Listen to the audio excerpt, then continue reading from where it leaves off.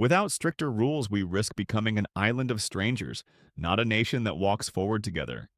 These words from UK Prime Minister Keir Starmer signal a dramatic shift in Britain's immigration policy, one that's sending shockwaves through communities across the country. Starmer has just unveiled a sweeping white paper that promises to fundamentally transform how immigration works in the United Kingdom. The reforms include doubling the time needed to obtain settled status, imposing new English language requirements, and explicitly targeting lower net migration numbers. But what's driving this policy shift, and what does it mean for Britain's future? For decades, immigration has been one of the most contentious issues in British politics. The 2016 Brexit referendum was largely fought and won on promises to take back control of the UK's borders. Yet, ironically, net migration actually increased after Brexit, reaching a staggering 903,000 in mid-2023, before falling slightly to 728,000 in 2024. These numbers dwarf pre-Brexit peaks, which topped out at 329,000. In 2003, 2015. In his Downing Street address, Starmer didn't mince words about the previous government's approach. Between 2019 and 2023, even as they were going around our country telling people, with a straight face, they would get immigration down, net migration quadrupled, he declared.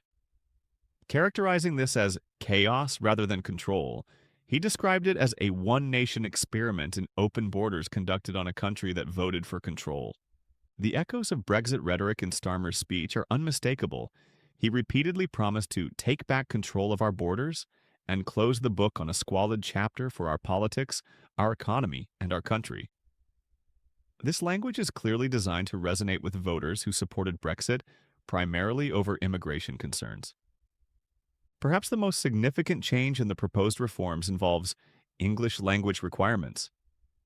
Currently, skilled workers need an intermediate level of English proficiency to obtain a visa. Under the new rules, they'll need to demonstrate upper intermediate skills, a substantial increase. But the most striking change affects family members. For the first time ever, adult dependents of visa holders will need to prove basic English skills just to enter the country, with requirements increasing over time for visa extensions and settlement. Starmer justified this by stating, "When people come to our country, they should also commit to integration and to learning our language, and our system should actively distinguish between those that do and those that don't." Another major shift extends the time immigrants must live in the UK before applying for settled status, from 5 years to 10.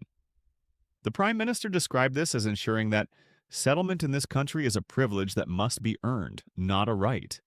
However, there will be exceptions for high-contributing individuals like doctors and nurses, who may still qualify after 5 years. Migration experts have questioned whether some of these measures will actually reduce numbers. Dr. Madeline Sumption, director of the Migration Observatory at Oxford University, noted that extending settlement periods is unlikely to deter migration initially, as there's no evidence this affects people's decision about whether to migrate. She suggested the main effect would be to bring in more visa fee revenue to the Home Office and to make it harder for migrants to settle in. However, the language requirements could have a more immediate impact. More than half of skilled worker visas over the past couple of years have gone to dependents, Dr. Sumption pointed out. Requiring English proficiency for these family members could significantly reduce overall visa numbers. Additional reforms include shortening the graduate route for international students from 24 to 18 months, raising skill requirements for work visas to degree level, and strengthening enforcement mechanisms. There's also a plan to reduce overseas care worker recruitment, though details on how the resulting staffing gaps would be addressed remain unclear. While emphasizing tighter controls, Starmer did acknowledge immigrants' contributions to British society. Migration is part of Britain's national story. We talked last week about the great rebuilding of this country after the war. Migrants were part of that, and they make a massive contribution today. You will never hear me denigrate that. Yet his warning about becoming an island of strangers has attracted particular attention. He elaborated on this concept, saying, "When you have an immigration system that seems almost designed to permit abuse, that encourages some businesses to bring in lower-paid workers rather than invest in our young people. You're actually contributing to the forces that are slowly pulling our country apart. This framing presents immigration not just as a matter of numbers, but as fundamental to national cohesion and identity. Critics may see this as pandering to anti-immigrant sentiment, while supporters view it as a necessary response to legitimate concerns about social integration. The economic implications of these reforms could be substantial. Sectors that rely heavily on foreign workers, from healthcare to hospitality, may face significant staffing challenges. Universities dependent on international students could see applications decline if post-study work opportunities become less attractive. And migrants themselves will navigate an increasingly complex system with higher barriers to permanent settlement. As these policies move from proposal to implementation, their true impact will become clearer. Starmer has promised to reduce net migration significantly by the end of Parliament in 2029. Whether these measures achieve that goal, and at what cost, remains to be seen.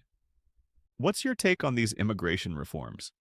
Do you think stricter language requirements and longer settlement periods will help integration, or simply create new barriers for those seeking to build a life in the UK? Ultimately, Starmer's immigration overhaul represents a defining moment for his leadership and for Britain's relationship with the wider world.